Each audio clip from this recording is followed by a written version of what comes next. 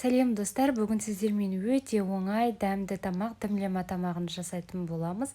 Әр жерде әрқалай сірне, бұқтырма деп аталады.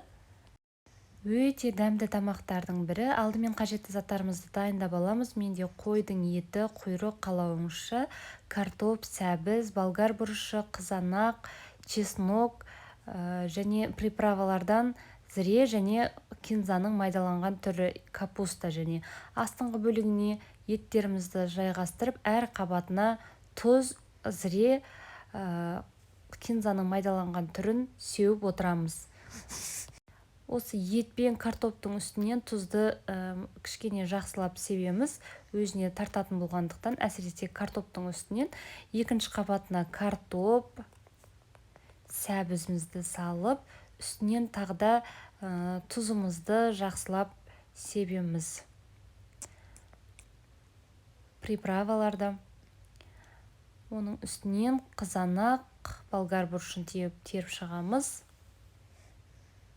Тағы да тұз, приправалар дәл осылай әр қабатына қайталанады. Пияз.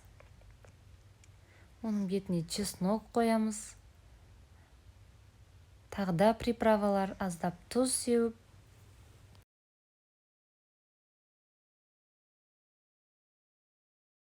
Ең соңында бетіне қырыққабаттарымызды қойып, тағы да тұз, приправаларды қайталап бетін жауып отқа қоямыз. Қалауыңызша бетіне укроп, кинза қоюыңызға болады. Оттың асты қазанның қалың жұқалығына байланысты. Егер қалың болатын болса, кішкене төменнен жоғарылау етіп, ал жұқа болатын болса, жай етіп қоямыз.